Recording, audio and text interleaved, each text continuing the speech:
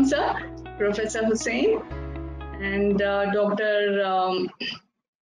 Pankaj sir, and Dr. Shankar Das would be joining us, and Dr. Prakriti from Podar Foundation would also be joining us. So I request Hitendra to start, and welcome everybody to this webinar on the unseen, epidemic of mental health and well-being. And so we have a very eminent set of panelists with us, and we will continue to discuss and see what this unseen epidemic is all about, and find some solutions. And as we go through this period of 1 hour, and I'm sure I will also be kind of a changed person.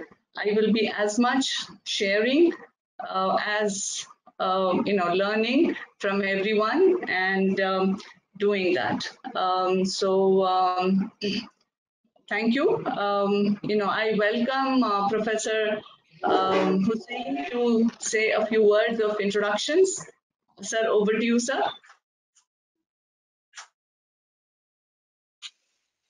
Thank you very much.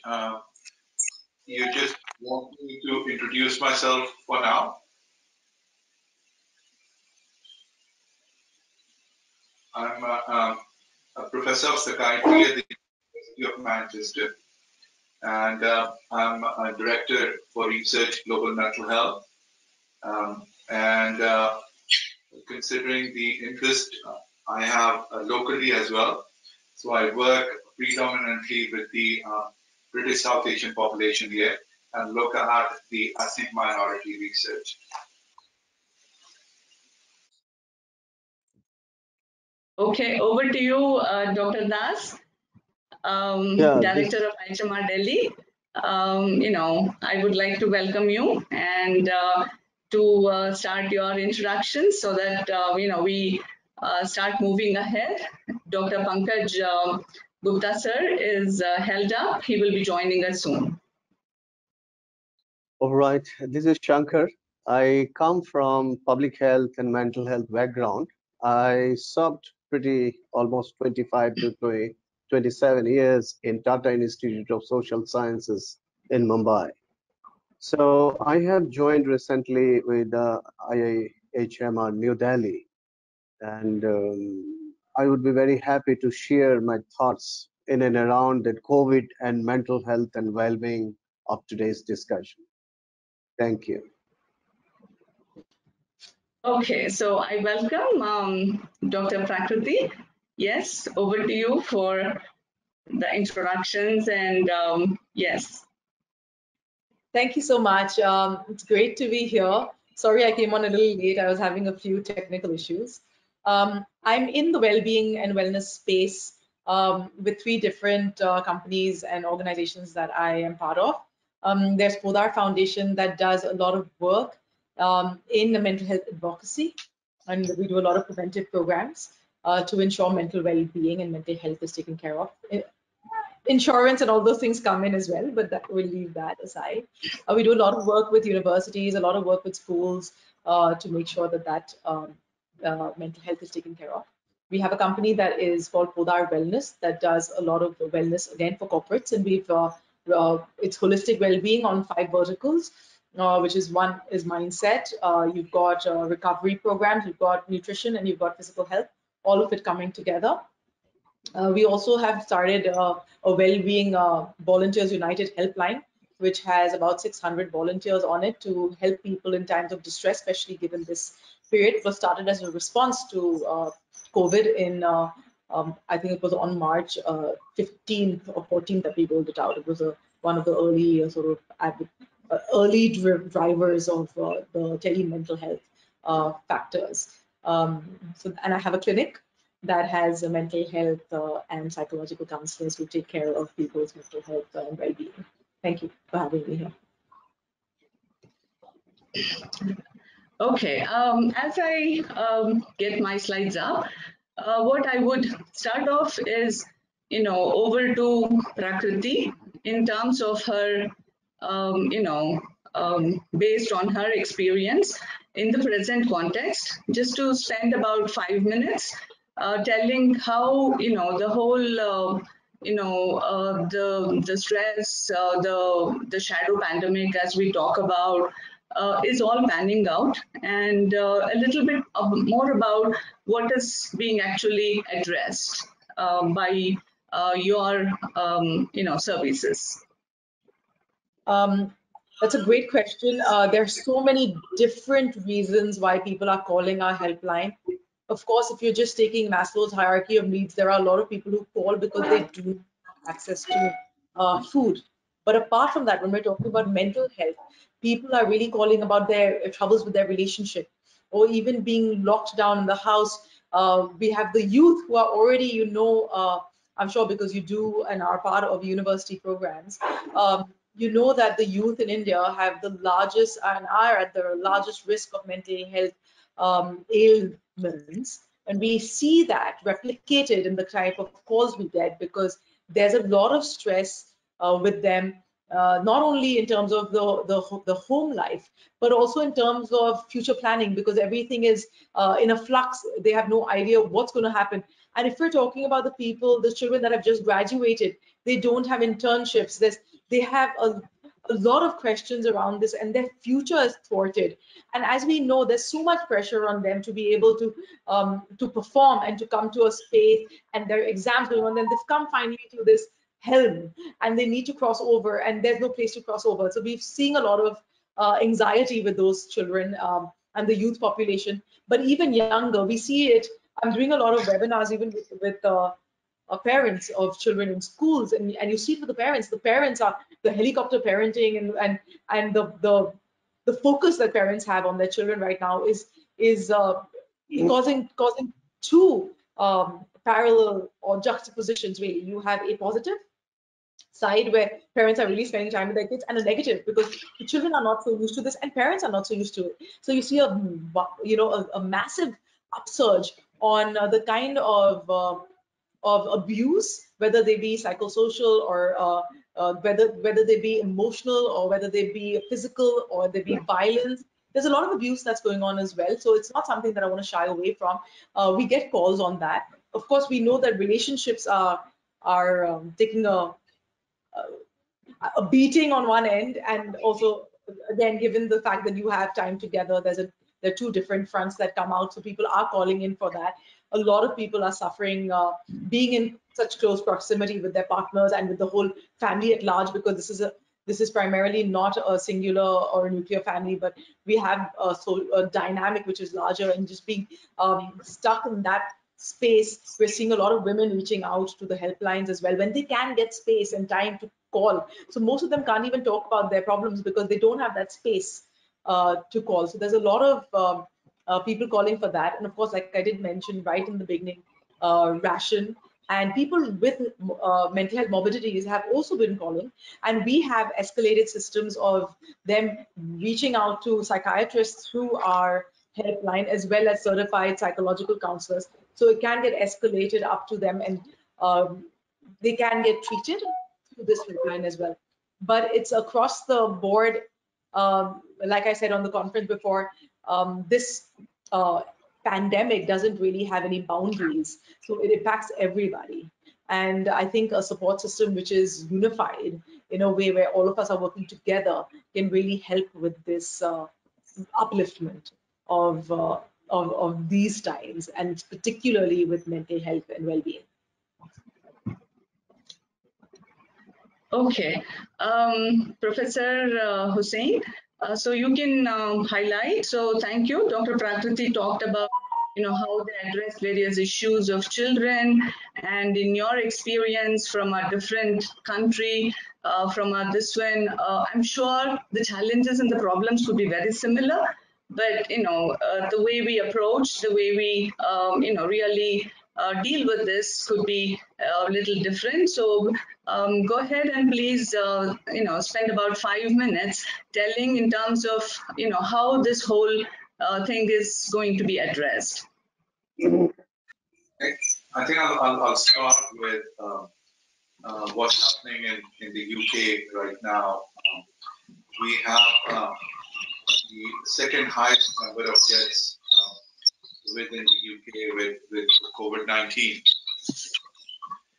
One of the worrying factors, which is are the ethnic disparities which we are seeing in these morbidity and mortality, that people who are of South Asian origin are more likely to have complications and more likely to die of COVID-19. The thing about COVID-19 is that we, as yet across the globe, do not understand it as much as we need to before we start to address. But something which we already know, coming from, I think, decades of research, including research in India, I think we understand what the social origins of common mental health difficulties is.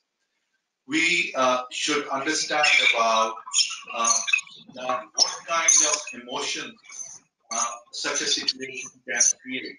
So if we look at that, depressive disorders are more associated with losses, and anxiety disorders are more associated with threats. So what we are seeing in a crisis right now is a major threat, and that is bringing out our emotions of anxiety. And along with it would come losses as well. And at the moment, it could be somebody close to us getting infected. While at the same time, if we look at, say, India, so there have been people who had to, migrate back to their home place. So they may have lost jobs, they may have lost money, they may have other losses. So looking at what these emotions are, and we try and understand the social situations around it, we'd have to look at both aspects. We would need to have a whole life course approach from the preconception to perinatal period to older adults. We need to understand what we already know from research, what has been done now, work around it. And we also need to look at what we already understand about social determinants of mental health in India. So what we're doing is within the UK, a lot of my work is with British South Asian population. We have probably the world largest trial of group CBT for postnatal depression in British South Asian women. The earliest, speaker was talking about, living in the home environment. None of us are used to be there 24 hours together. And that is creating its own issues in own dynamics. We also know about certain things if we look at the time of pregnancy and postnatal period. I give you an example of, so one of the things which are not uncommon is domestic violence. And again, at a time like this, those are going up. So we need to start looking at what could be the solution. How do we move forward? This is something which is going to go on for months at least, if not more. Okay. Professor Husain, the kind of information you gave, it's always been interesting to see that whether in the US, maybe the South Asians form the third largest group affected.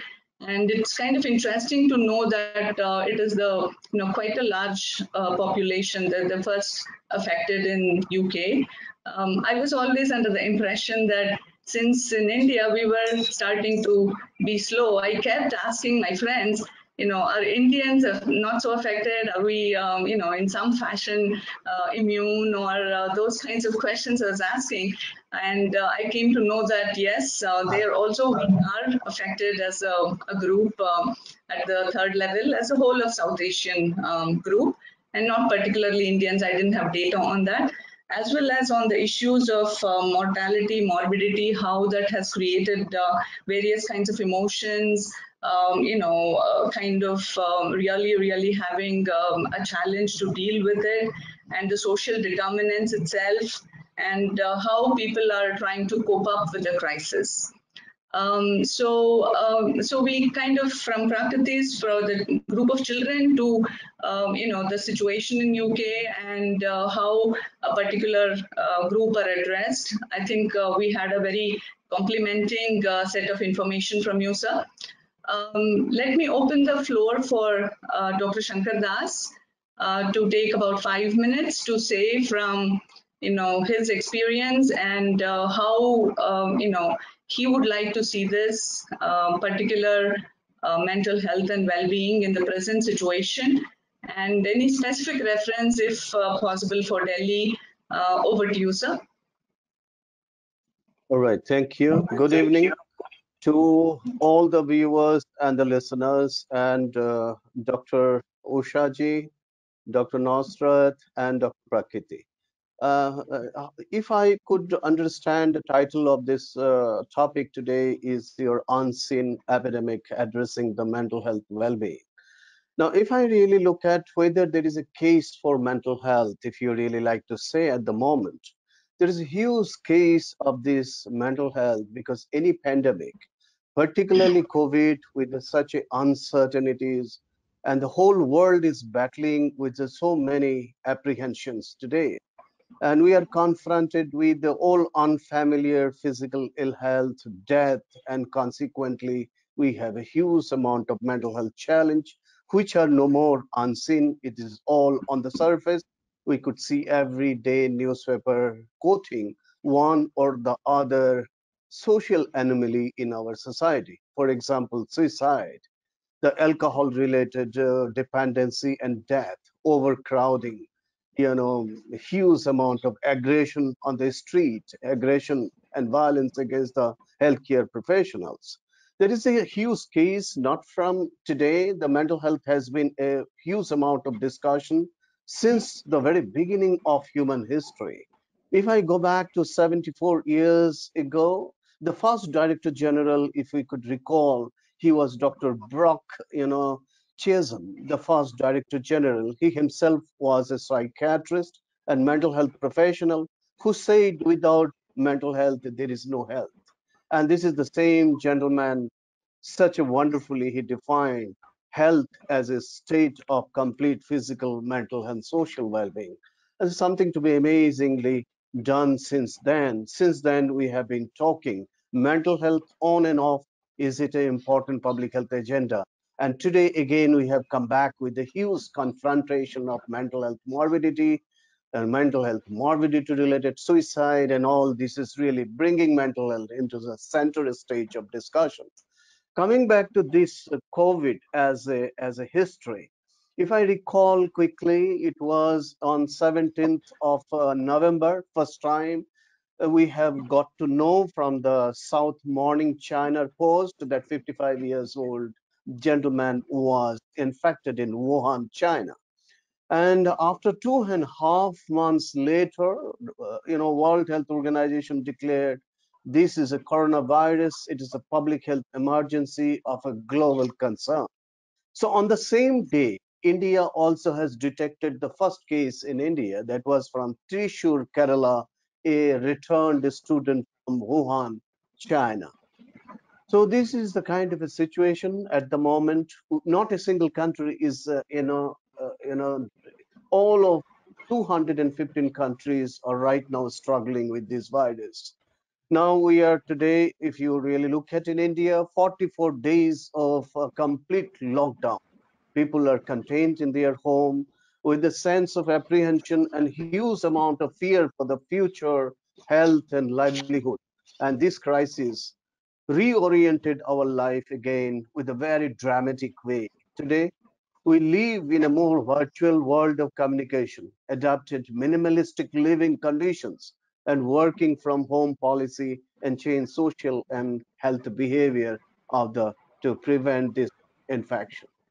With this, I would say that the kind of a news, kind of a research, kind of a documentation done today, we could understand there is a huge amount of cases of, mental health issues where government of India, government all over the world has to raise up to the cause to really prevent many more eventualities in human population. With this, I'll close. I'll come back again with my other thoughts. Dr. Usha. Sure, sir. Thank you, sir. As you rightly pointed out, as the latest, situation is unfolding in the Indian context, we do see various forms of aggression, alcohol-related ones, as well as in terms of, health, COVID-19, but also livelihood. So the concepts have is unfolding, and it's unbelievable that this unfolding is happening so fast.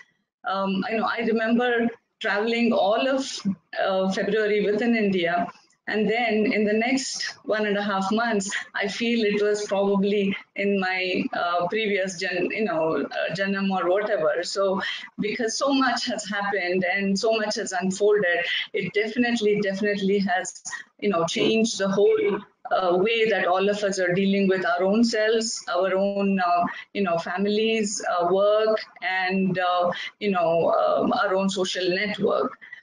So now I will take the discussion and I will present the part that, I had developed, and it is looking at, what are the other aspects, which I'm very happy. I'm also looking at maybe certain aspects of the, women-related ones. So I request Hitendra to start the slides.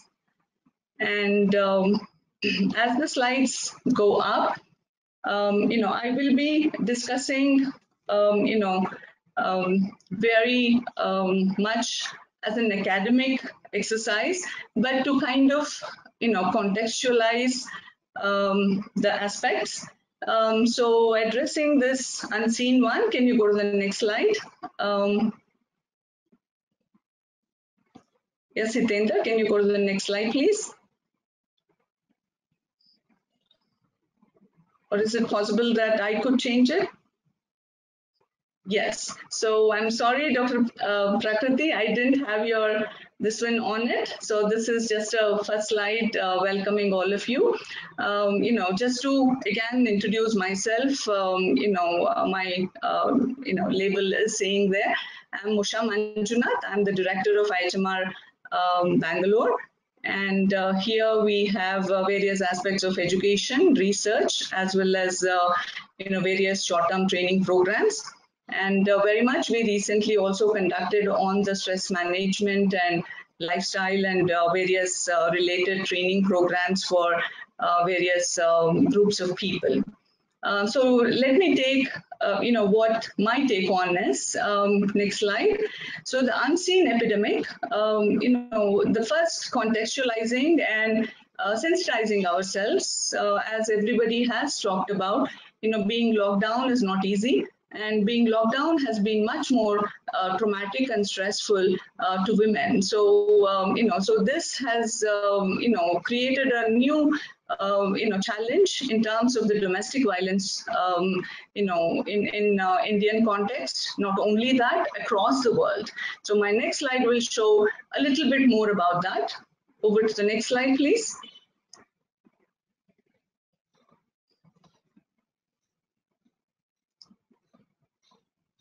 Yeah, Hitendra. Hitendra, can you hear me? Yeah, as we see, even across the world, whether it is the developed world or wherever, we saw that this has become a challenge. So there is more and more complaints which are coming, and in terms of how the thing is panning out. Hitendra, can you hear me and change the slide, please? Okay, so I will continue to talk. So one of the things that I wanted to say is about the women who are affected. The other one is about the health workers. If we see women again, majority of the health workers are women. So, this has become kind of a challenge in terms of how they are treated, how they are really shown. In terms of the maximum number of people are women. Hitendra, can you go to the next slide, please? Are you able to hear?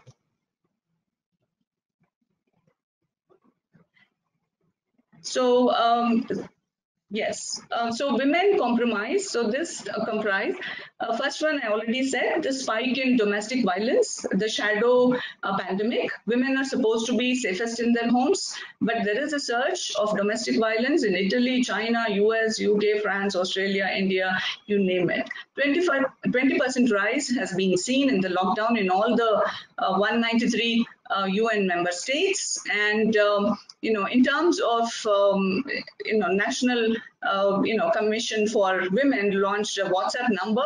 Then the concept of all this and the helplines and the number is increasing. In all India level, just in 11 days, we saw 92,000 complaints. And like I said, the women comprise the majority of health and social care workers in the front line. And so therefore 70% across 104 countries, and 11% also earn less than men. So women are already doing 3 times as much unpaid work than men, and now additional cleaning, childcare. But then another unseen pandemic which is kind of unfolding is child abuse. Go to the next slide, please.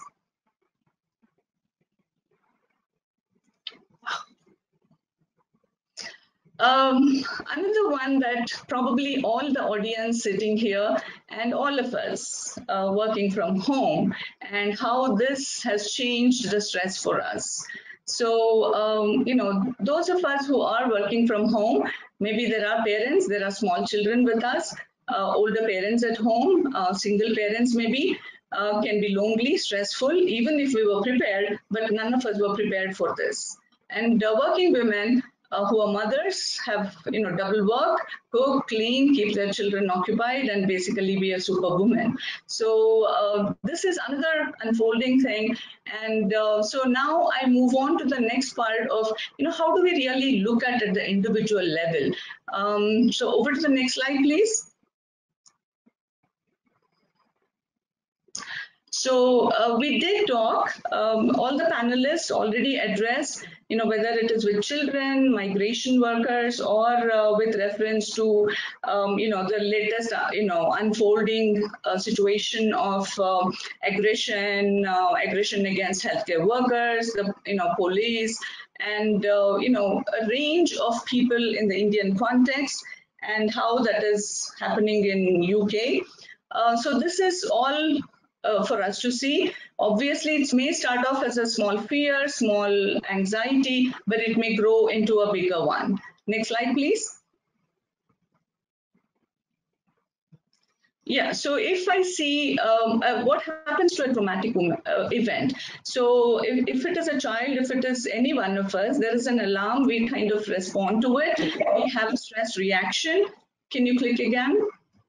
So this is what is a general thing. So there is some event, and to that event we start reacting. So there is a whole range of physiological, physical, anxiety, or the feelings, or thinking. So there is a reaction which all happen.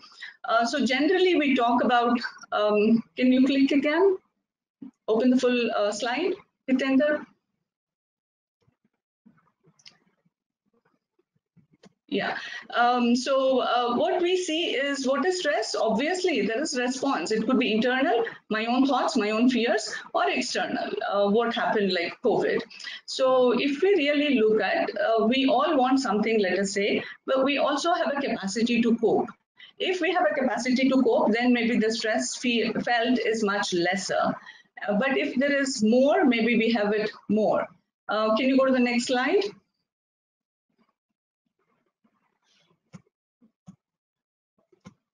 Yeah, this is the gap I was talking about. If we have the capacity to really do it, we really have, feel lesser stress, but if we don't have the capacity to do it, take care of ourselves, then we will feel more stressed out. Can we go to the next slide? Keep clicking. Yeah, next slide. So this is basically how stress responds. So if, but is all stress bad? I mean, as I was planning for this and really getting ready, there was a little adrenaline rush, and that's called eustress. And I was preparing much better than probably if I was too laid back. But there could be, if there is more, there could be more of distress. So there is a positive stress, but in the situation of COVID-19, obviously it is going to be distress because we don't know what is going to happen. We don't know how things are going to pan out, and what really is going to be the situation in the long run. Can you keep clicking, Hitendra, so that we get the slide faster? So if positive stress, I will work harder, I will get promotion, I will work for marks.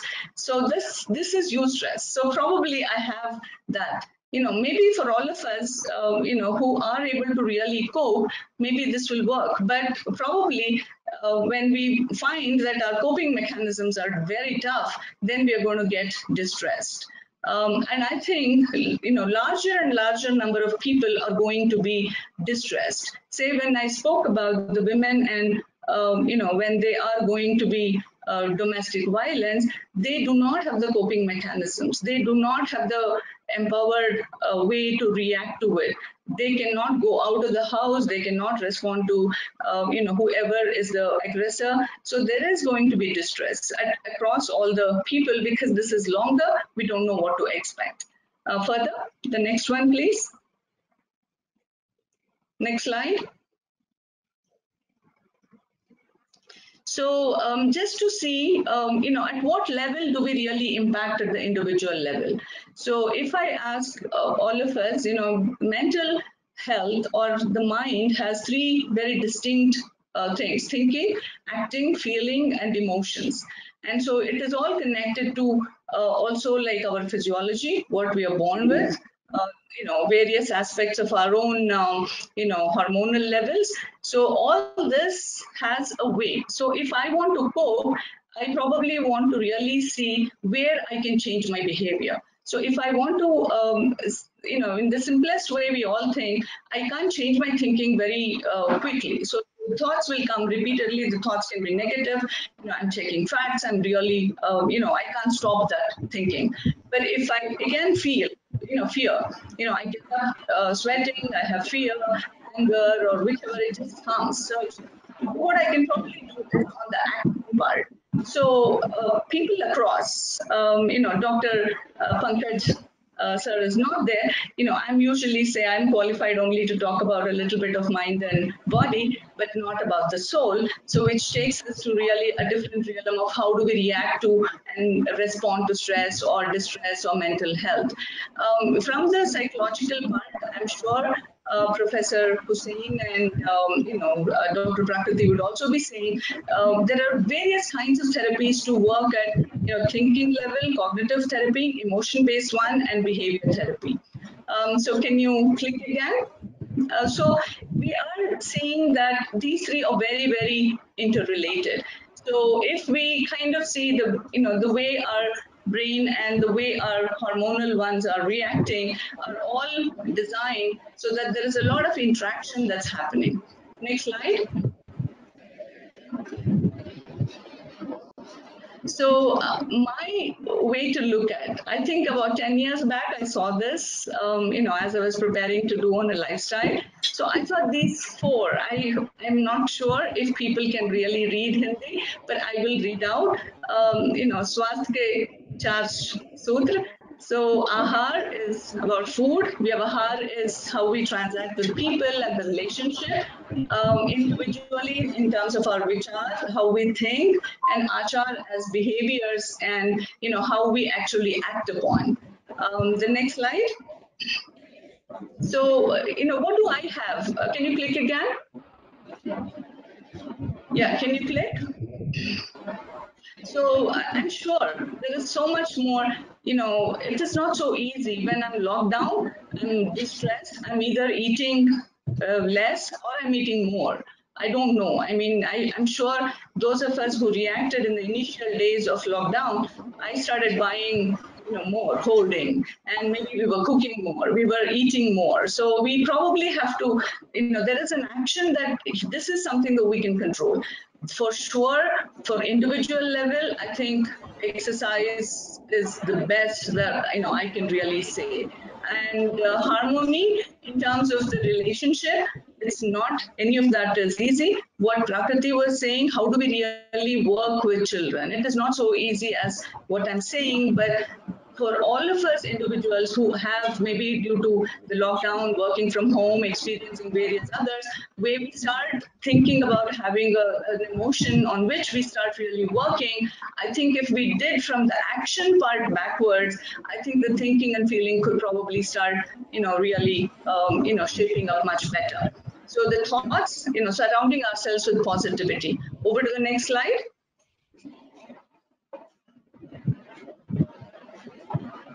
Yeah, next slide, Hitendra.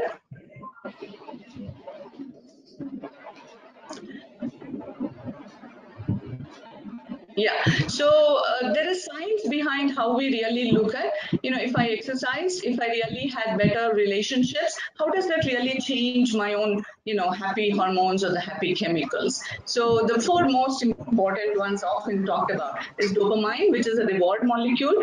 So at workplace, if I'm working, if I had realistic goals, getting appreciated and positive impact on life. So every time now I'm working from home, I don't know how to really reset my own work pattern and do that. So I sit in meetings, I carry a notebook, pen, and I write down all the points, and I set okay every day what goals are, and that's much better for me to really work. So that is the reward molecule, serotonin, when we act in a way to benefit others.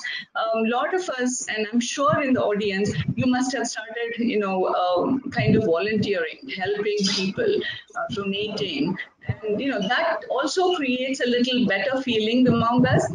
And another part is the bonding molecule, jadoo ki chappi. But then, of course, in this situation of the social distancing, maybe we are really kind of don't know. We Indians are, very, very social. We are, removed from that now. So maybe a better word would be having that social bonding, but not the, physical part that we need to look at. The other most important that I always make a point when I'm, during this period, I realize that if I don't go out and exercise, then I'm going to be really, really not going to keep my own balance of my own mental health. So, I make sure some days I'm motivated, some days it's very hard, but I force myself to go and do some form of exercise, and that really helps. So, this is something that all of us probably have to start looking at how do we really change our own behaviors. The next one, please. So, it is like what I carry always from Nike, just do it. Yes, then the next slide, please. So the one we talk now is about the actions. The other, can you go back to the previous one? Is on what we call as the spiraling of emotions. Say for instance, emotional guidance scale. Professor Husain sir also was saying that a lot of that we have in these crisis periods emotions. I'm sure many of us are experiencing the right side blue one, where there is more of negative one. It is really becoming heavy on our heart, and not really we are able to really come out of that. But if we started identifying some, little good things in life, and then it probably will expand. So like say more of positivity, more of that we are so much more better off, having a little bit of that contentment, more of positivity. I think this will pan out a lot more into the upward positive cycle. The next one. Next slide. So far we talked about, the actions, whether it is in terms of eating, exercise, how we deal with others. The other part is the relationship management. This already has been kind of addressed a little bit. Can you keep clicking? Yeah. So, there is always going to be negative thoughts. So I anchor my understanding about how stress affects us in terms of three aspects. Keep clicking. So we talk about emotions, thinking, and acting. It is amazing that how all of us get more and more negative thoughts so easily. We get more and more negative emotions so easily. We remember bad things more easily. So it's not very easy, when we manage the relationships.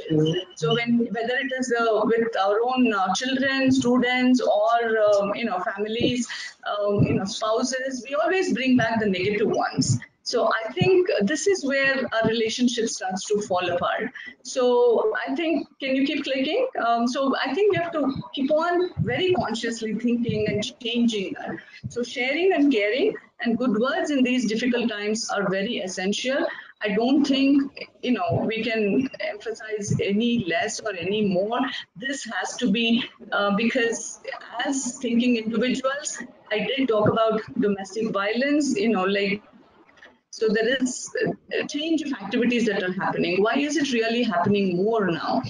There were certain roles, were defined, and now maybe men are more inside, so their roles are, different now, and they're not able to adapt more, and maybe the, frustration results in some kind of a violent behavior. So this is about relationship management. Can we go to the next slide, please? Next slide. So that those are the replacing it with more positive behaviors. Yes, and in terms of self-management, again, we can look at what is that, generally what happens to us at the individual level, which I already said, and then keep clicking that. Okay, talk to a friend, keep communication open with near and dear. I remember my own way of reacting to this. Initially, when all of us had to be locked down, we were not even talking. We kind of thought something has happened, and we were not even responding to each other. There was so much of just some words, some this one in the family. So this, I think, as we go along, and I think we started saying, okay, consciously we started talking to each other, sending more messages to friends, and so we kind of had this challenge at our own level. Think about the people who will have more of that. Can you keep moving ahead? I think I'm running out of time. I need to finish. So keep the slides faster. Yeah. So, how do we really build that? And one of the last slides, I keep saying about, how do we really change our own ways to look? Previous one, just to, this I thought was a very interesting one. I laugh 400 times a day, and on reaching age 35, it comes down to 15. So I said, maybe this is a time for all of us to smile more, to laugh more, try, because if we did that more, my mind gets tricked, and I think I'm happy. So I think that's something that all of us, very simple thing that we, can really bring about. And over to the next slide. And, later what we really look at is how do we really connect ourselves, not the soul part, but, in terms of our own inner self. And that is where the importance of yoga, meditation, and I think, this has been a collective way of doing things has really come by. And as people, yes, if we give in to the negative ones, there is more of negative thoughts. What my understanding about this whole situation is, at individual level, we need to do it more and more positive. The next slide. Yeah, next slide. And just to leave with a good thought, in terms of these bad times, all of us are going to be distressed in one way or the other. So taking care of our health, taking action is very important. And, in terms of happiness and harmony is what we want to really see. So I now again go back to the experts with me. Just to help people kind of looking at this pandemic, and each one of you addressed very important groups of people and important aspects of the mental health. So this is a background where how this really affects our mind and body, and again, overall our well-being. And obviously, when I really think about can we really apply this to, can we change so much more, but, can we have different kinds of apps? How are we really dealing with this with children? Because they are very, vulnerable. They are also very easily affected. And anything under our own childhood, if some negative event and crisis happens, that remains with us forever. And I'm sure all of us who are, way into our adult life would probably keep going back to our childhood and negative kind of experiences. So I here, open it up to Dr. Prakriti to see how, they really impact, how they work through with the families, with the parents, especially in this situation of, the crisis and an ongoing one. I think it was a very nice discussion, and I'm able to join finally. So, Oh, am I okay, able to? sir. Welcome, sir. Actually, what happened, that somehow my IT administrator told that all the slots are full, you can't join. So, they have been struggling, and then they somehow entered me as a participant, and they made me come here. So, anyway, thank you all very much. And, really, so nice to see all of you and to welcome all the participants. So, you please carry on.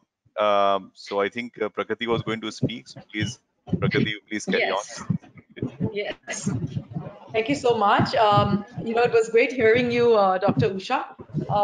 And you've asked me the right questions because now you've gone straight into therapy and what really can be done and what are we really doing with the therapy at this point. We're focused on making sure that we address the distress. So rather than actually doing counseling sessions, which might take 5, 6, 7 consecutive sessions, we're focusing on distress, which means we're using very simply the Ellis model, where we're saying, okay, let's focus on the first thing that's making you feel extremely vulnerable. Let's work on that. Let's heal that and bring closure to that so that that one element is taken care of. So the things that we actually do understand with this model, which is a very simple model, is really recognizing what the activating event is. And even if COVID is an activating event, it's the belief system that we're all working with that causes us either anxiety or the spectrum of emotions that we're in. So really identifying what that activating event is leading to in our belief system, which is causing the consequences of how we are responding to the current environment. And I think that becomes the most important factor, because when we start disputing this, like when we recognize that, we have gone through maybe not this grave situation, but we have gone through similar things in the past, and there has been a way of us overcoming this. And when we work together with the kind of support that we have and the support systems that we have, it makes it easier. And you've already touched a lot upon the points of how do you build resilience. And that resilience, as you said, is to do with self-care. And self-care is not only, of course, your exercise and your nutrition, but it's also your mindset. It's how do you start navigating that negative spiral that starts coming in terms of even just conversation of you with yourself, and moreover, holding the space with that conversation with you with yourself and allowing that space to build itself, and sort of disputing that belief for yourself before you start to uh, interrogate another person within. So a lot of times especially in close proximity, you will find that your intention may not be to make something, magnify something, but because you have close proximity with other people, you generally tend uh, to displace it on somebody else. And that is why the violence, etc., is coming into people's lives, and we see the repercussions of that. So we start to teach people specifically how to handle these thoughts, specifically how to question with open-ended questions about what it is about the situation that's really bothering them. So really, we use techniques of chunking up and chunking down, breaking it down into the elements that start to really deal with the elements. And this even an 11-year-old can do, when we give them the skills to do this. So I think that therapy aspect really works well because you're moving then from debilitative to generative mindsets. That's really what COVID-19 and beyond really requires, because yes, this epidemic is a pandemic, is not going to go away. And if it's not going to go away, really, we have to target the belief system, which is causing our physiological responses. So again, when we are talking about this, and you've highlighted this, the mind, body, and spirit connect. But before the mind, body, and spirit connect, when we talk about open-ended questioning, really focus on what is in your control.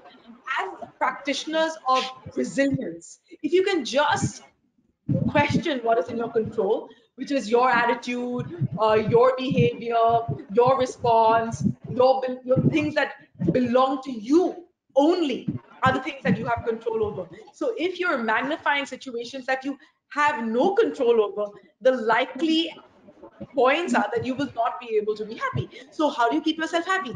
Distill it, focus on what really do you have control over, and really only work on those things. One second, sorry. So, one second. I'll get the dog out of here. Just give me a minute and I will get back to you guys. Sure, sure. Okay. In the meantime, Professor Hussain, so I think there was a good information on resilience and control and the belief system, and how do we really continue to talk, and expanding on the self part. So you're a mental health expert, and maybe you could throw a little bit more light, and Prakriti will come back to you on that. Yes. Over to you, sir. Usha, brilliant presentation, and you covered all aspects very well. And I think carried on from there to Prakriti, and the focus about self-management, because the task is so huge for a country like India, with the population, where the mental health gap is already so huge. So we need to focus on it. And even with task shifting and sharing, we may not be able to address it. So the thing is, how do we focus on self-management, self-care, and maybe the next step of guided self-management and self-care? So it's a good thing about starting with what is in your control. Your behavior is in your control. That is where we kind of start from. So maybe it will take you time to change your thoughts, to change your feelings. You may not have that much control. You may not have control outside. You may not be able to do when you go out. If we look at underprivileged areas in South Asia, the concept of social distancing at times is not really practical. Just looking at an each room, there could be 6 people living in that one room. And we need to start looking at how do we bring that resilience into those households is important. This good work which is done is now they are bringing EMDR to make self-help. And they talk about this butterfly habit. They talk about how you look after yourself, how you can be kind to yourself. And once you're kind to yourself, then you are able to look after your family around you. Then you go out of the house and engage with your family. So looking at that, looking at your values, identifying resources, I think with both what you have covered would be the direction all of us need to be thinking about. Thank you. Just before going over to Dr. Shankar, I would request Dr. Pankaj Gupta, and I think we just started the discussion on self-management a lot more, and taking it forward and connecting to our own inner self, and how do we really go, and let's have his thoughts on that. And over to you, sir.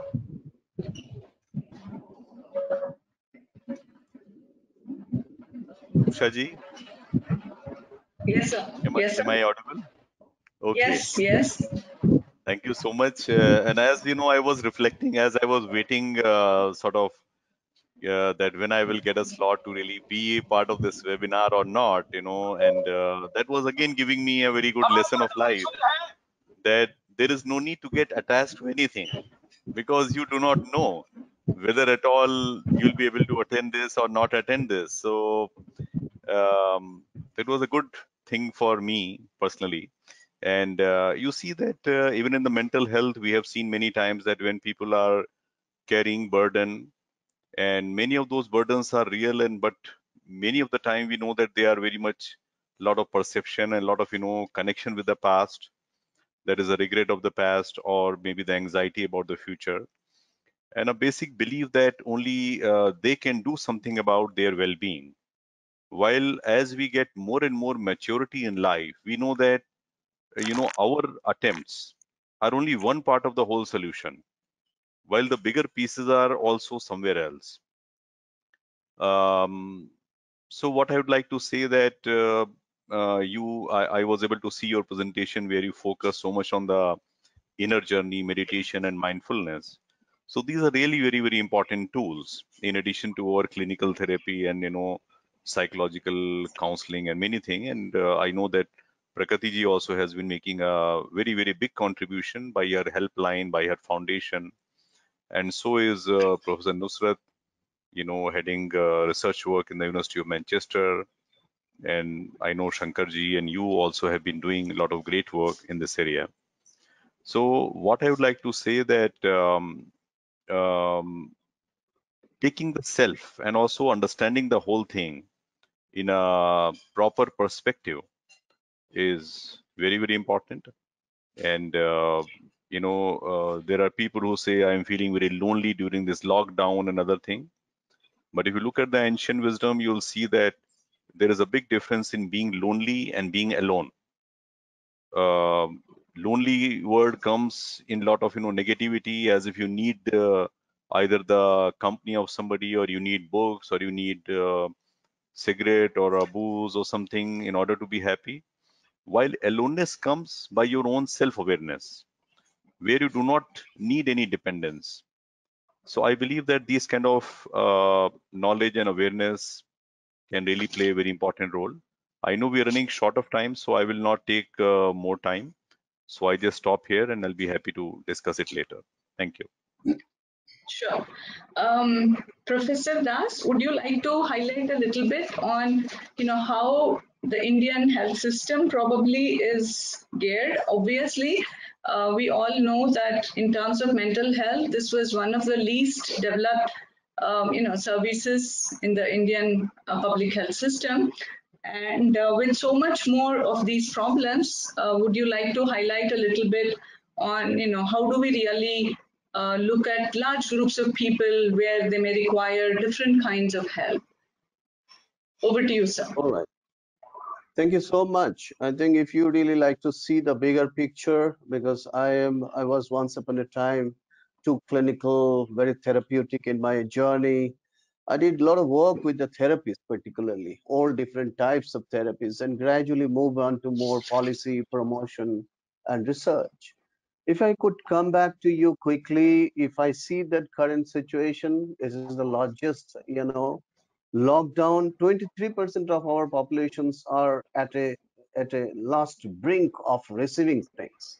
It's absolute poverty, unemployment. 23% is below poverty line, by the way, in this country. It's a large number.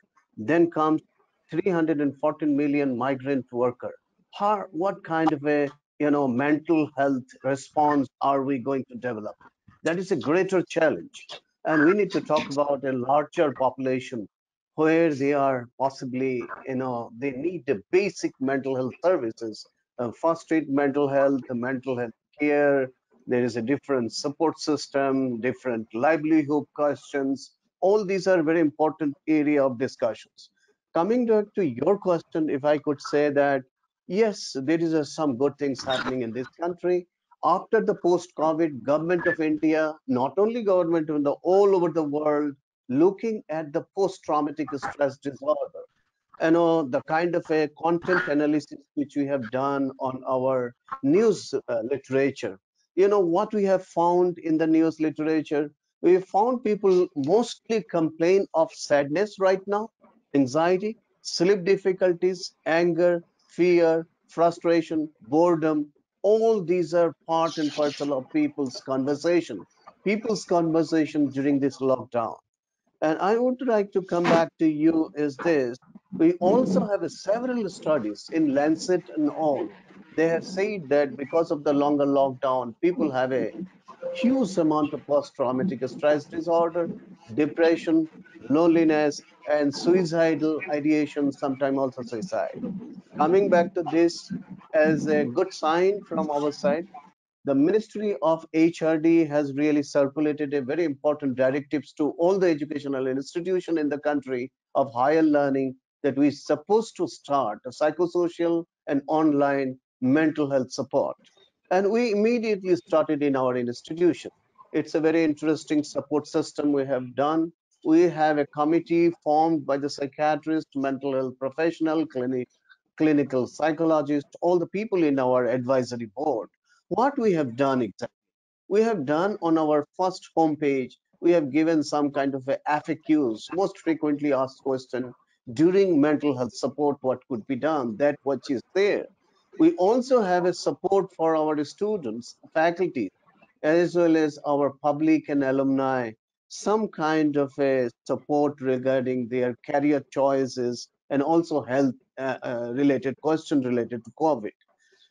From there, if any person wants to come to a specific test, we basically assess their generic mental health status. And if they fall short, especially in the moderate category to the severe category, we direct them to the specific counseling group. Believe me, what I have seen today in my counseling, what we have done, almost 507 people have been coming to our counseling, online. They have taken the services. But what is the issue at the moment? If we have analyzed through the PHQ-9, Public Health Questionnaire 9, we found 22% to 25% people have reported huge amount of symptoms like loneliness, lack of motivations, ideas of hopelessness, ideas of worthlessness. These are the common features of anxiety and depressions, which are basically prominently found. And these are basically gives us a great solace in terms of training our counselors with the help of our mental health psychiatrist, clinical psychologist. The program has been well taken, and possibly sometime later we'll be able to really come up with some kind of a good finding of our literature. And at the moment, what I want to say that it is not a situation where we have reached, and every pandemic, every uncertainties will give rise to normal behavior, human response related to anxiety and some kind of a hopeless. It does not mean that we have a greater hope. Every pandemic we have really lived with. We had, we have a SARS, we have a MERS, we have a Ebola, Zika. All of it was there, and it became a history. But hope is there today that tomorrow is a better day for all of us. And this pandemic is going to go, and we'll definitely conquer this issue of this pandemic. I am sure this is going to be the end after some time. And it has been said many ways that it is going to die on its own death, the way we have been contained many different viruses and bacilli. With this, I like to stop. Thank you. Thank you. And so it's kind of very nice complementary kind of things that we have done so far. From we started off into resilience and self-management and control that Prakriti talked about, and Dr. Husain sir expanded further into control and looking at resources. Look at ourselves, what are resources that we have, how do we really try to really use those resources to learn to cope. And of course, Dr. Pankaj Gupta sir brought a new dimension to it, where he said, not to really get attached to anything. Obviously, the more we get attached to, the more we probably start to suffer. So, I think this kind of changed all the way. Like, I was used to being a teacher in a regular classroom, but, now within a few days, we all had to learn through Zoom maybe, or, so we couldn't really attach. And now there is a certain different kind of thing that I started looking at. I said, okay, now is probably time for me to start looking at, how to, age gracefully and start planning for my, not a, active work life, maybe very soon, a few years down the line. So, this has really made a difference to each one of our lives. And I really like the fact that he said, if we get caught up in the regret in the past and anxiety of the future, but live in the present.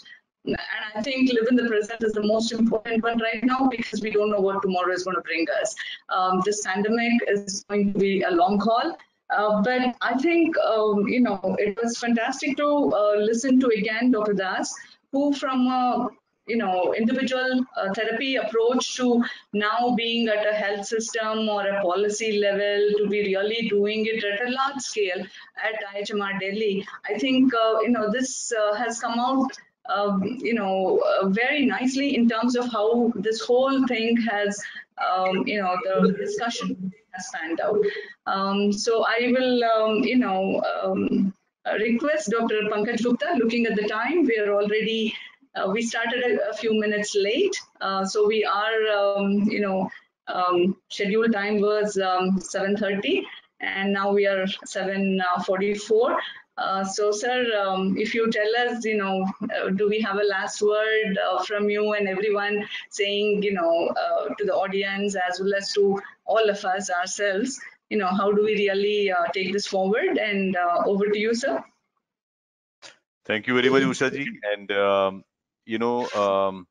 I'm not sure whether there are some questions here which we need to answer. So whether the panel would be interested to spend maybe say a few minutes to answer if there are any few questions.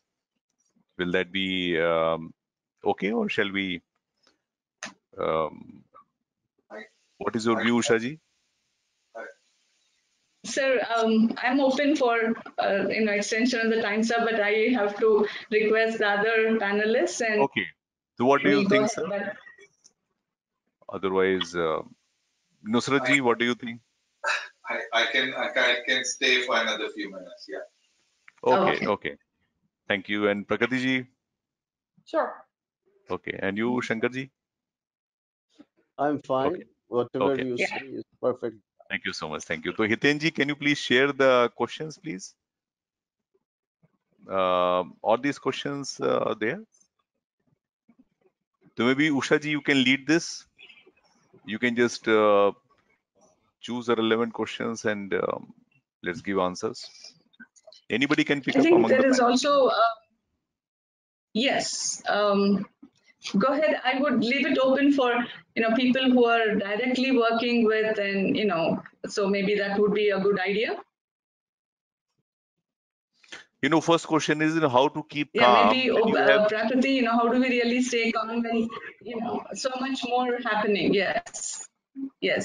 Yeah, so how to keep calm when you have to go for a job and look for your family too everywhere around you is just hearing I can bring virus in any form, so I have to clean. This is leading to some anxiety in people. Like there are some WhatsApp messages people have been saying these days all the people are busy in BJP.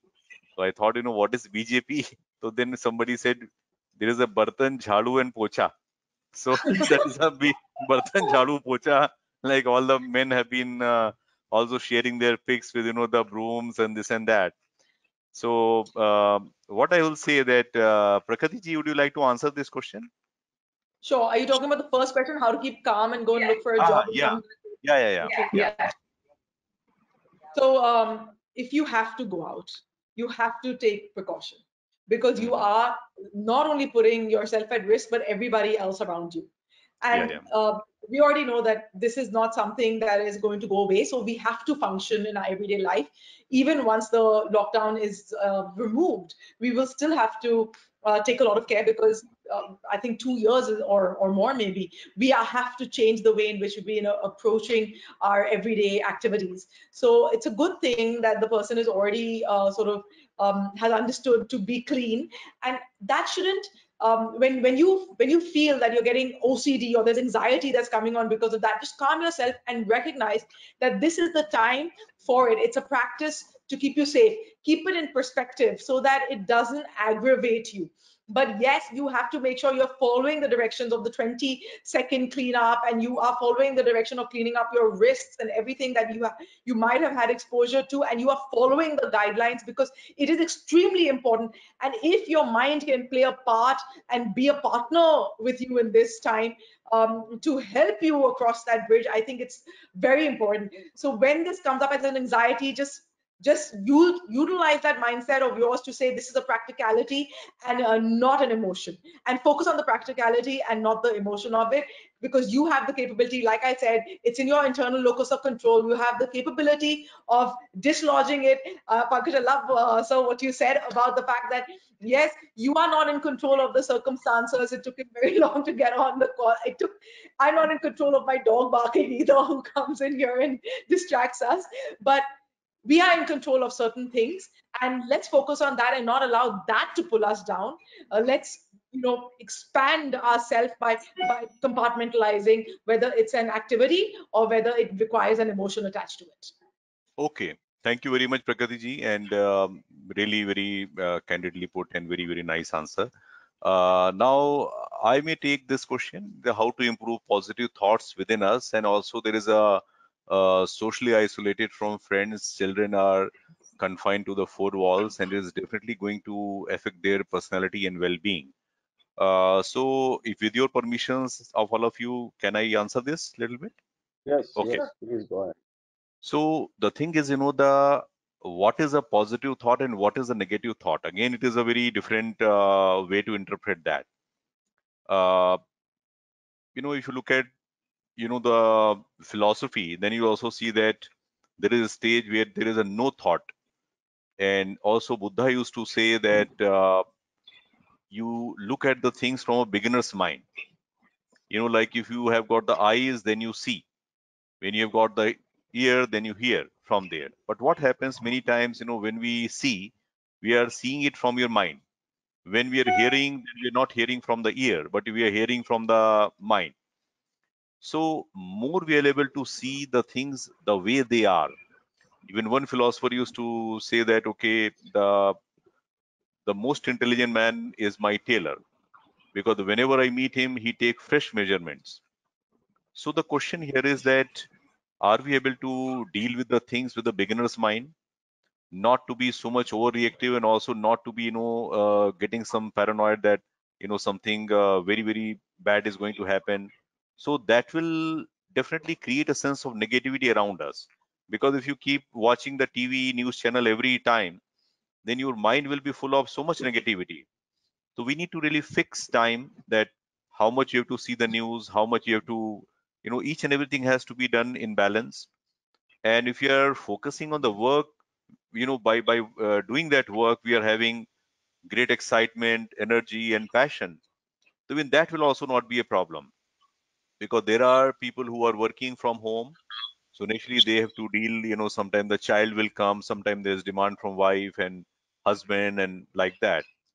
So I think it is very important that doing the things in a mindful way, and the ability to see the things the way they are, rather than the interpretation and the meaning coming from the past, or created by the media. So that is my advice. And for the children also, there have been a lot of people who have been talking about it, that can you do a great parenting, can you, what kind of values you can give to them. But it is my firm belief that the values, and these even happiness value, is not to be taught, it is caught. Because if the child sees the parent being dukhi and sad, ki kya hoga, what will happen, then those kind of vibes they will also pick it up. So if we really want our children to be happy and facing the thing in a proper way, then we should show ourselves as a role model. And by our own behavior and thought, I think we can really help our own children. So that is what I would like to say in brief. Now, third is, rather the fourth question is about the mental health of elderly and what are the ways to cope with the stress of COVID-19 times. So if I may request Nusrat Saab, if he may like to take this question, please. I would come to this, the mental health of elderly. I want to make a comment about thoughts. I think it's important that we acknowledge our thoughts, and if these are not positive thoughts, we take account of it. It's not always easy to change thoughts, and the thoughts may be there for days. There's a little bit of disturbance in my mind. Yeah. Is the thing which we have more control on is our behavior. What behavior can we have which is more positive, and look at it, what can help with that? That would be important.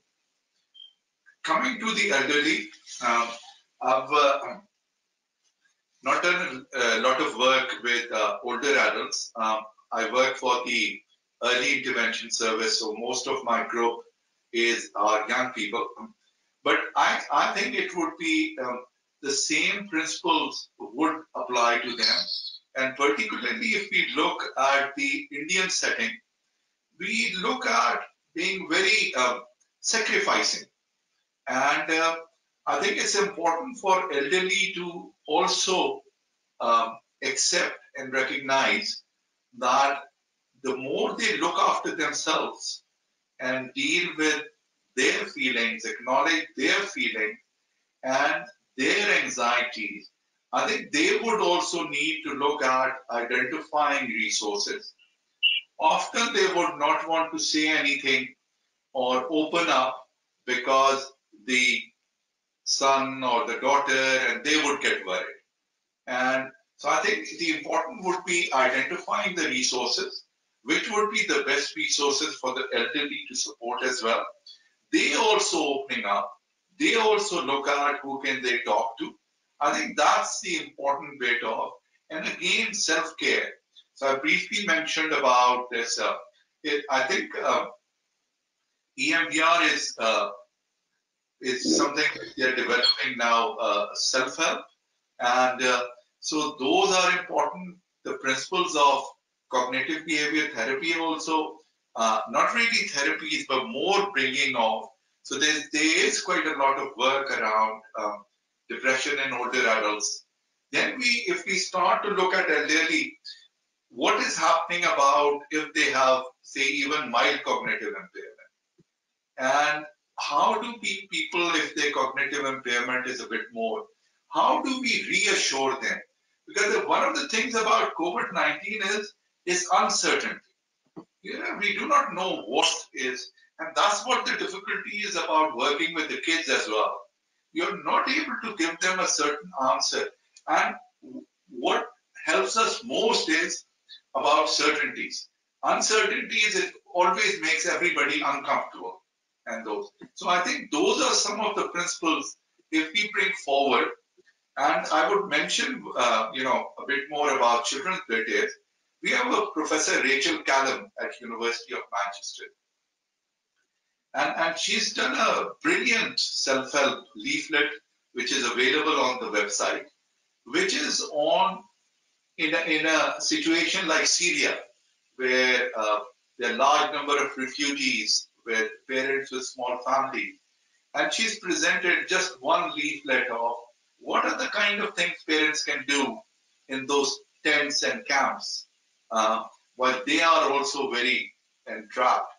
So those are the kind of things, and those are also based on principles of, I think, CBT, which Usha also covered and Disney also covered. I hope it helps. Sure. I think it was very nice answer, and it is really very, very helpful. Thank you I so would much, like to come. Professor Nusrat. Yeah, I would like Would I? to now the next two questions. If Shankarji, if you can take up, please. Yeah, Yeah. I think I could basically generally talk about my own experience of taking the mental health in my own practice. Hmm. It is not I practice, I also try to incorporate in people's life. Now, the basic, if you really like to be in a lockdown situation at home, what are the possible and physical, practical ways of handling their life is very important. Now, first of all, as older people, there is a greater issues related to that. They have a greater opportunity to, be better off in the home atmosphere. I would say that they could be a great philosopher, guide, friend to the younger children, and they could start talking about many different beautiful stories, fable stories. You can talk about from mythology. They can read out stories to the children, and also can also be absolutely regress to the again younger children. Like I had a family friend where they started doing a hip hop at 4:30 every day. What they do, they picked up that music of hip hop, all youngest of young, three generation dance together without looking at each other, without any inhibition. By the time they laugh and giggle, and then by the time they do it 1 hour, older people do it for 15 minutes, and younger people goes on, and they say they don't stop. Grandpa, come again. Grandpa, come again. The grandchildren are asking. So that hip hop culture has come back to, yeah, young people's life as well as older people's life. I think this is what a very important thing I could say. I could also say that, there is a something called laughter therapy, sessions, which is done pretty well. And you don't do anything. You can just keep giggling and laughing loud and loud and loud, and it is so infectious. When you start laughing, everybody starts laughing. It may be very silly, but it is very intelligent way of releasing that whole stress hormone. I say that happiness hormones are must. We need to generate happiness hormone, and all happiness hormone are possible. It is all in our control, and this is the cognitive experience which you need to inculcate and practice in our life. Happiness hormone, for example, endorphin, then dopamine and serotonin is only possible when we think positive. Thinking positive leads to better thinking. If there is any kind of a chaotic situation, conflict at home, differences of opinion, I always tell people to just withdraw and go to silence mode. And that silence mode for quite some time. And that gives them that kind of a solace of understanding where things has gone wrong, where did I do my reactions, how did do I control my reaction formation, and more and rational in terms of my behavior and my speech. And those are the techniques which we have been talking to of late with my people in my counseling situations. When I get people, I speak this language. I have a neighbor close door next who's 26 years old man who came back home leaving behind top class job. Right now he said that I cannot face the world. It is very competitive. I feel very disturbed. My sleep is disturbed. In the morning I get a butterfly in the stomach. And I say that there are ways to do it. Do you really like to change your life? First of all, body, understand the rhythm. There is a law of nature. Everything is going on absolutely in tune. Our heartbeat, our pulses, every electricity in the brain. We need to bring people's sedentary life to the rhythmic life. I told this gentleman, you don't need anything. You need to rhythm your life. Sleeping at 4 o'clock, getting up at 11 o'clock is going to give you terrible time of your sedentary life. You need to come back to these at 11 o'clock. You sleep after 7 hours, 8 hours. You get up and go for this meditation. I also come back with a few things which is possible at home. Yoga, especially the asanas, are possible at home, and with the very basic preliminary asanas can be done. Meditation, mindfulness meditations are very interesting and very easy to do it. Then regular exercise, whatever foods whom, it is up to them. Indoor games are plenty of indoor games. chess you have, carom you have. Everybody can get engaged in this kind. Healthy eating is another very important area. Adequate sleep is most important. Sleep can take care of your most of your stress and distress. I call people when there is a difficulty, just sleep it off. Sleep it off. And that's all. They go to sleep, morning, most of their disturbed mind really comes to a standstill. And also, we need to really come back to one thing at the moment in this world. We have been humbled by this experience of this science, experience of this epidemic. What is must is this: we need to develop, there is some superpower beyond us called Ishwar Pranidharana. In Patanjali's Yoga Sutra, we call it is a very Shankar, interesting way to, yeah, I'm sorry for yes. the interruption, but actually we are already half an hour past time. So if you All can right. just say a I few just last like to words. I just like to say one thing and then close it. I like to say Loka Samastha Sukhina Bhavantu. And that is the may peace and happiness prevail in the world. And with this, I like to stop. Thank you. Thank you so much, Shankar. So what I will do, the earlier what Usha said, the one last word or something. So I will just what I will say that I'll first come to Nusrat, then Prakriti, then I will say one word, then let Usha, the last word should be from her. So I will first come to Nusrat Saab. If you can just share out of these questions or anything you would like to say as a last comments, please. My just last comments are that we need to focus on our underprivileged population, and I'm sure the people would be doing. But if we could organize similar kind of things in Hindi language and other languages for the wider public about self-help, I think that would be wonderful. But brilliantly done. Thank you very much for inviting me today. Thank you. Really appreciate. Over to you, Prakriti. Thank you for this great conference. It was very enlightening. I think everybody really has talked the same language, so obviously very well curated for getting people on this board. I tell you that on It the was all questions, spontaneous, Prakriti. You may be surprised to know we have not really discussed anything. Yeah. They all are so amazing, great people, and we just a spontaneous meeting of mind actually. We have amazing. not done any con call, anything. Wow, Yeah, but anyway, thank you, incredible. Prakriti. Yeah, It's the one thing I think people are constantly asking about on your questions is how do we actually balance? So I think that is something that is easy. It requires scheduling. It's practical, and it requires you to stick to your schedule. And mothers, I know I have 3 children. And they're all young and they're around me. And we only saw the dog barking, but actually I have 3 kids who have to silence whenever I get onto this. And it isn't easy to balance everything. So don't think of yourself as having to do it all spotlessly. It's okay if you don't have the capability and you're challenged, but you learn the path, and eventually I think if this is going to be the new way, there's a silver lining in it, because all of us have managed to work from the home. And because I do corporate training, and I remember that in the past it would be something that people would say about how women were not getting the jobs because they wanted flexi hours and flexi timing, and now everybody's got flexi hours and flexi timing, and it's shown to the world that we've actually spent a lot more time doing very detailed work, more than what we were doing in the organization. And I think that maybe this new change, we might be able to keep some of the positives and work on letting go of some of the challenges, but really create a new way forward. And we don't have to go back to the way it was, but we can actually create fantastic systems if we are motivated and upwardly mobile in our mentality as well. Thank you so much for having me here. thank you so much, Prakriti ji. It was really so good that you could join us and give your very valuable insights. So I will just say just one liner and then I'll pass it on to Usha ji for her final comments.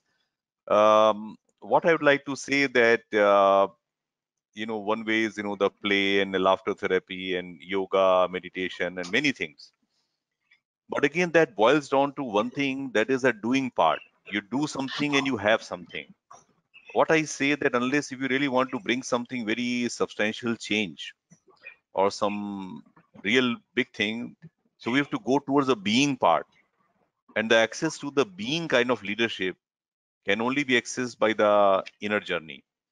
And for that, people have to understand that any situation, anything cannot make them happy or sad. Finally, the all answer they have to find within. Therefore, some sort of inner journey is very, very important. And also expansion of your own self. It is not about just I, me, myself, my family, but looking at you expanded in the whole universe. Like if I'm trying to harm somebody, I'm also harming my own self. So that level of, like what he used to say, what Shankar said about a sutra, like the Vasudhaiva Kutumbakam. And also there was another sutra, Aham Brahmasmi Tattvamasi. So these are again very important parts. And I would like to quote Buddha on two things. One, he said that be a lamp to your own life.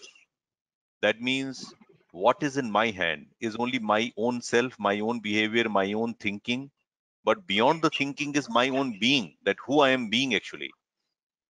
And second thing, what he used to say, that is, this too shall pass. There is no need to give it so much of importance. We have seen so many things coming up and going as such. So I'd like to, as my last statement, I'd like to say that focus on the being part. Number two, be a lamp to your own life. And number three, this too shall pass. So now I'd like to go to Usha ji for her final comments and conclusions. Thank you, Usha ji, and thank you all. Thank you. Thank you all panelists and Dr. Pankaj sir. Thanks a lot. And I think my final word, I think has been put together very well here. My only this one that I want to tell all the audience and this one is help yourself. So we got three very important strategies. So we thought we can do maybe at the behavior level, at the feeling level, at the thinking level, and I'm sure each one of us can do it ourselves because I think that is where our self-awareness and other comes, and help others, because when people get depressed and they go beyond a certain amount of feelings, they themselves will not be able to come out of it. So it could be your family member, it could be your friend, they probably go into a shell.